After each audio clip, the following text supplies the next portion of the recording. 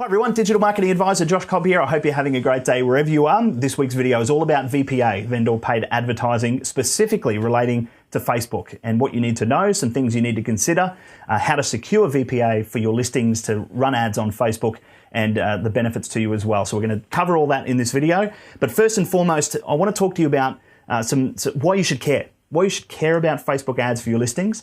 And number one, you need to understand the fundamental difference between running ads on Facebook or any social media advertising for that matter, and relying on search engines, which our portals certainly are. There's a big difference. And most importantly, with a search engine, you're waiting for someone to come looking for a product, or in your case, a property. Now, with Facebook ads, we're taking properties. If done correctly, we can take properties to buyers before they go looking for them. So that is a big difference between search engines and using Facebook ads and using them properly. And I'm going to stress that multiple times throughout this video. Number two is the cost to acquire a page view, or the cost to acquire someone looking at that listing on your website compared to looking at that listing on a search engine is far less on Facebook, if done properly, compared to those search engines and third-party portals. Now, as I said, you've got to make sure that the targeting is correct. The budget is done. The budget is appropriate for the listing that you're selling, and if all those things connect, you can certainly generate a lot more traffic to your website to look at that listing at a far lower cost than what you can generate someone looking at that listing on the portal. So that's number two. Number three is the traffic to your website is enormous compared to just relying on someone to come looking for the property and looking at that on the portals. If you do it right and target your listings appropriately on Facebook, you can drive enormous amounts of traffic to that listing on your website. Now, that is a great advantage for you. It's a great advantage for your search engine optimization, or SEO. It's great for the vendor, because the person looking at that listing on your website is not looking at your competitors on the right-hand side. They're not looking at properties that you don't sell. They're looking at you. And that is a great advantage, certainly if you've got passive buyers, which most of Facebook, you're targeting passive buyers compared to people on the portals who are quite active in the market compared to Facebook. That's a great advantage, certainly if you've got someone thinking of selling their property and all the attention is on you and on your website. So there's some reasons why you need to care about Facebook advertising, and benefit to you, benefit to your client, and certainly a benefit to the buyer as well if you do make sure all those things are done correctly. So some things to consider. I'm certainly not going to suggest for a minute that you need to stop advertising on the portals. That would just be crazy. But what we're talking about here is splitting our marketing spend across various different channels and taking what's known in the marketing industry as an omni-channel approach, or a multi-channel approach.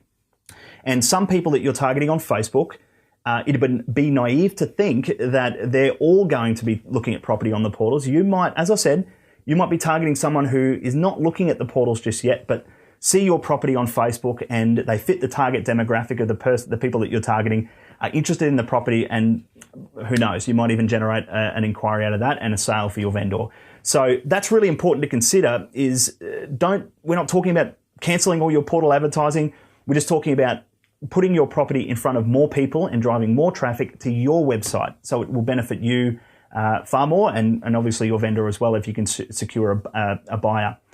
Now, if you're only boosting posts, if you're just putting something onto your Facebook page and clicking that little blue button that says boost post, you're wasting your vendor's money. And the reason being, Facebook ads are different to boosting posts. We've got videos on our website that explain the difference. You need to go and watch that video if you don't know the difference, or if you're unsure. You need to understand that boosting posts is just basically a post on your page and you're promoting that to a certain group of people.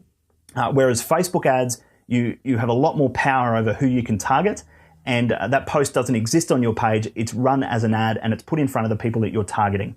So that's the difference between boosting posts and running Facebook ads. You need to know the difference, and you really need to understand that the power in Facebook advertising comes from Facebook ads and the targeting that gives you, compared to just boosting posts. So if you're just boosting posts, you need to start running Facebook ads and getting used to, basically, you need to know what they're all about. Third to this is you can waste a lot of money if you're running Facebook ads and the targeting is not done right, or if you just think it's a set and forget and you can just walk away and expect that ad to perform really well without any tweaking or adjustments, then you're wasting your vendors' money, and you really need to become an expert in this stuff.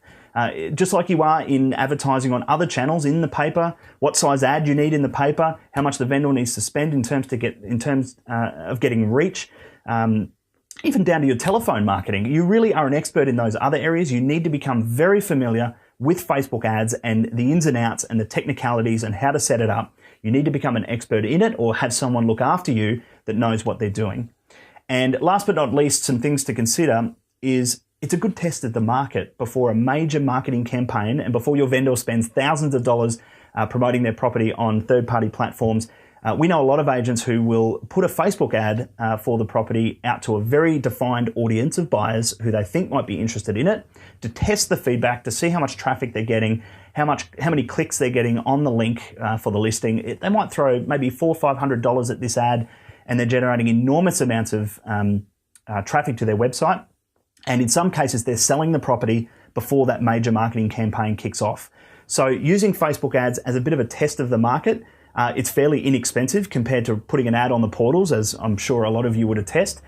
So it's a good test to maybe run a Facebook ad for a listing before you launch into a major marketing campaign. And especially if you're running off-market listings, which are huge right now in a lot of the major cities, running Facebook ads for off-market listings is hugely popular and very beneficial to the vendor, very beneficial to yourself, and a huge cost saving as well.